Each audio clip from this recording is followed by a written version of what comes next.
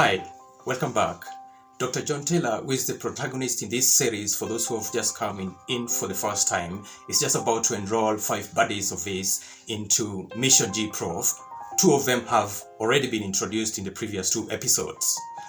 The first was Mr. Nelson Frost, who John Taylor confirms to be schizophrenic.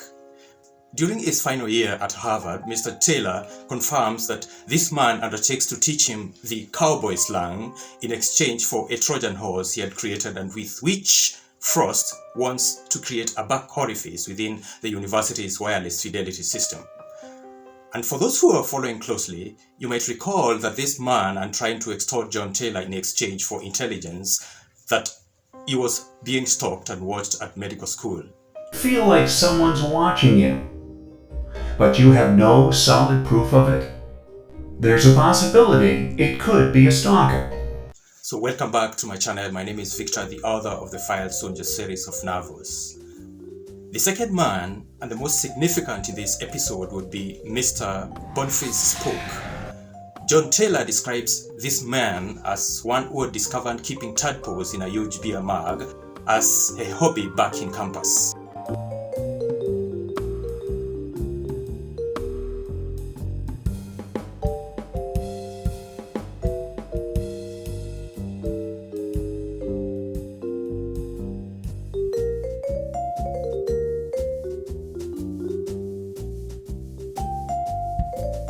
The Z culture had nicknamed him Thunderstorm. Thunderstorm and colleagues, the author confirms, played whac-a-mole as a favorite game. So whac-a-mole is an arcade game originally known as Mogura Takati in Japan, meaning mole smash in English. This had me thinking Mogura has to be a mole and Takati must be a Japanese verb for pounding or hitting into pieces.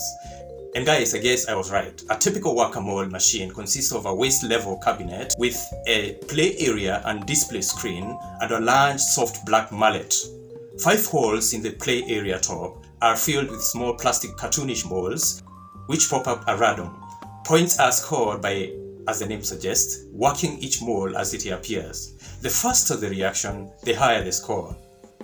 Now the question begs, if the Japanese could hit a mole into pieces, why would the Chinese not try to push themselves much further with this whacking thingy? You might find this funny, alright, but it's a pertinent question. And true to this school of thought, the Chinese got a little creative on this one. Their version of pounding would then wind up being of another kind. People holding grudges may have found a way of releasing it in Hongkong's villain-hating ritual. To relieve themselves from bad mood, customers paid ritual practitioners who work underneath the Canal Road flyover in Caseway Bay, one of the city's shopping districts, and watched them bashing an image of their target with a shoe. It could be anyone, rival lovers, and unfriendly colleagues, or horrible bosses.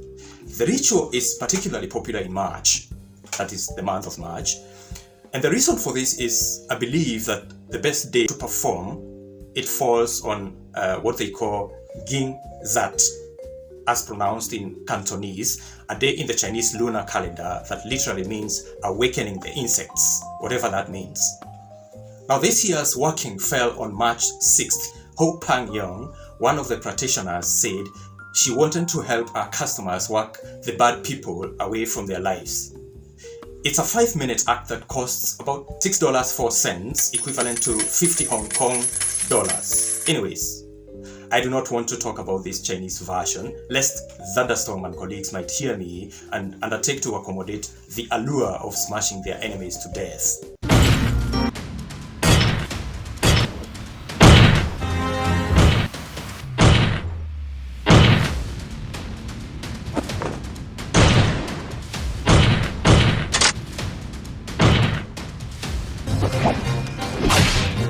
So ladies and gentlemen, allow me to proceed from where I left in the previous episode. This is episode number 27 of Survive. His smile was a brief flash of yellowing incisors. "I'll talk to Mr. Stephen Blame today," said Miles, his voice moving a tone higher. This man was also drunk. "Make it quick," I said. "Nails are or what an enemy would think of if they have got a hammer in hand. And Mr. Dawson Miles, remember, we are living in the Z culture these days. We have script kiddies, flickers and crackers. White hand pirates have no life. I rose and put on my coat. The world of Z culture was one that I had experienced. It was one that I had lived. I wouldn't have had it any other way. A team had to be constituted. First, and already mentioned, there was Mr. Nelson Frost, who I owed $100. Then there was Mr. William Blake, who used to engage switched telephone networks to make free calls on circuits belonging to unfriendly Harvard professors to decipher coded messages. Mr. Gerard Quinn was an expert in chip card systems, particularly bank cards, and a man who, as I recall, was being scouted by investment companies on Wall Street for a position as an IT expert. His task would be combating software crackers, a job Mr. Brian Kent, his best friend and with whose girlfriend I had slept with on several occasions, was an expert. "Gentlemen," said Mr. Wilhelm, "I have a lecture with my students. Atomic physics comes a little after 8. I took the stairs, counted each as I went up. 6, 7, 8, 9. 10. Staircase landing. A tiny scope glint pierced sharply across my face. I turned to the left.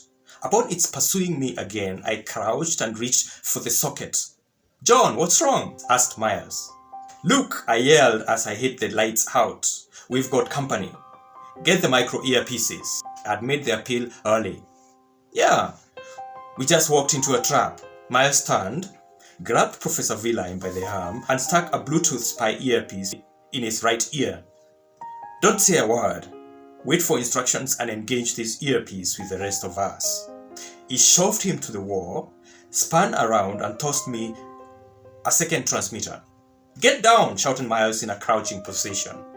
"Sniper!" came the S-man in the kitchen. Shocking. It made little sense. Retiring to a corner, I crept to the left side of the room. I pushed a wooden cabinet against the window and took the flight of stairs to the upper chamber. It has to be Professor Wilhelm. Someone wants him dead. Ladies and gentlemen, things are just warming up, but an attack is just about to be undertaken against Professor Wilhelm Gutenberg and Dr. John Taylor. What happens next? Stay tuned to the next episode. Goodbye.